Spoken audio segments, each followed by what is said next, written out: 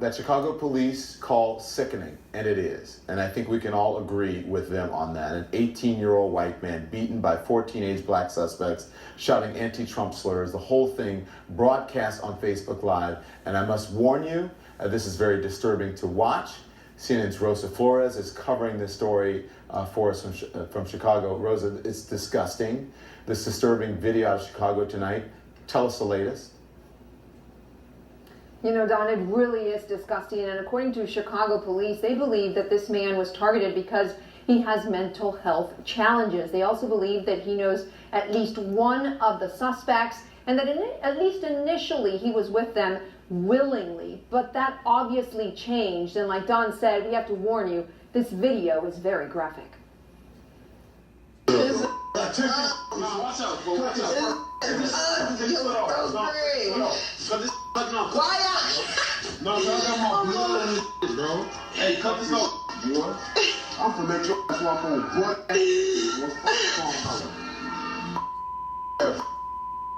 Boy, Donald Trump. White people, boy. Boy. Goof. Go.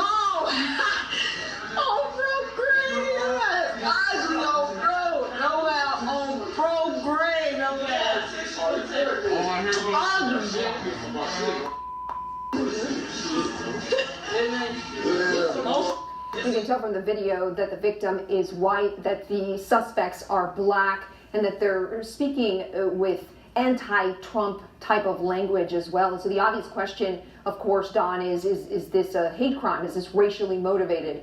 We've asked the police at this point. They're still investigating the motive. And they said that they do believe that the victim knew the attackers. So how long was the victim with the offenders?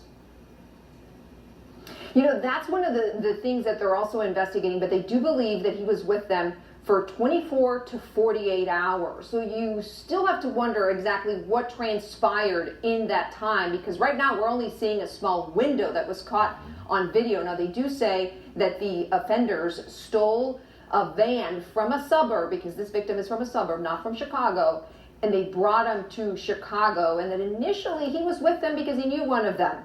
But that obviously changed, Don. They're in custody tonight. It's 4 of them, right? Yes, 4 of these offenders are in custody. We're expecting charges to be filed within 24 hours. And when we see those charges, Don, we'll get a better picture of exactly what transpired here, because those charges will tell us a little more as to what happened. Do we know how old they are? Or what police believe that happened. They're all 18 years old. According to police, they know each other from school. At some point, one of these suspects went to the same school as the victim, and that's how they know each other. Who is raising these kids? I mean, it's unfathomable. It's disturbing. It's really just vile, and there's no excuse for it. How's the victim doing tonight, Rosa? You know, the police say that they can't get into the extent of his injuries, Don, but they do say that he's highly traumatized. He's even having trouble just talking to the police about what transpired. The police say that they had trouble just talking to him because he's so traumatized. Yeah. Well, we hope that he's going to be okay. Rosa, thank you for that awful, awful story. You're welcome. I'm going to bring in now CNN senior legal analyst Jeffrey Toobin. Jeffrey, the video is difficult to watch. Your immediate reaction?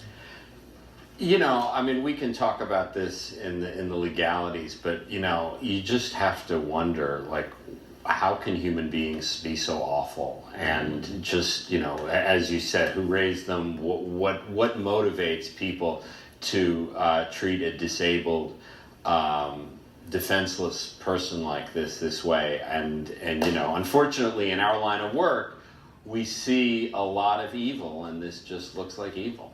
And it's just dumb, stupid behavior here that's obviously, I mean, I don't know, they hate no home training, because no one I know who was raised by any parent would even dream of doing something like that. My mom would probably beat me worse than that kid.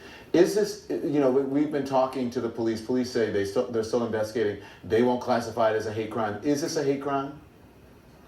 Well, I don't know, and I don't want to prejudge too much, because, you know, frankly, even the video has so many bleeps that you would need to hear what he said, because racial epithets perhaps might have been bleeped, and that's something that would be relevant. I'm not sure everyone knows, but racial motivation can be black versus white, white versus black, and so it is certainly possibly a hate crime.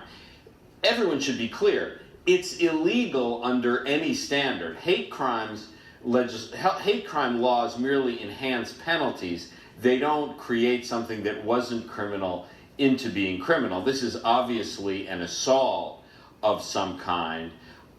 It's only a question of how prosecutors would charge it, and they certainly would want to do a full investigation, talking to any witnesses who might be listening to the tape without the bleeps. All of that would have to be involved in a measured decision about what precise crimes to charge.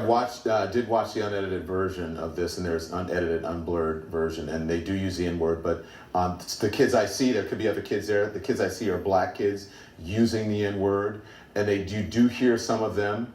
By the way, you can't help but feel sorry for the victim. You see him, he's being choked, he's being hit, he just looks awful. But you hear some of the offenders, Jeff, shouting F Trump, F white people. Do you think that this was politically motivated, a politically motivated crime, or are these just stupid kids?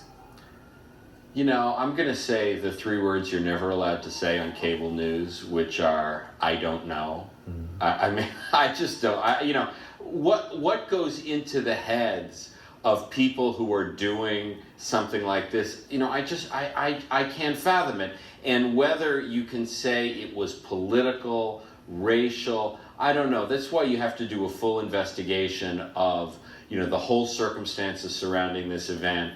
I just really don't know how to characterize at this stage what the motivations here is. Racial animus, hostility, certainly that's a possibility, and you'd have to consider that. Well, the fact that they would put it live on Facebook, which is why many people don't put any credence into social media, because these are sadly the type of people you get responses from, the people who think it's okay. And I wonder if, because you can go on anonymously and do things like that, that people feel free to be able to put something like this on social media, which is just beyond the norm of anything. But just how stupid. To put yourself committing a crime on social media. The master criminals these people were not. But in a way, I'm grateful that they did put it on social media, because now they're definitely caught. If there hadn't been social media, who knows how this investigation might have gone. So, the perversities are many in this story, but it certainly seems like we're not going to have a case of mistaken identity in terms of the arrests that went on. We're not done discussing this terrible offense. We're going to dig deeper. Thank you, Jeffrey. We'll be right back.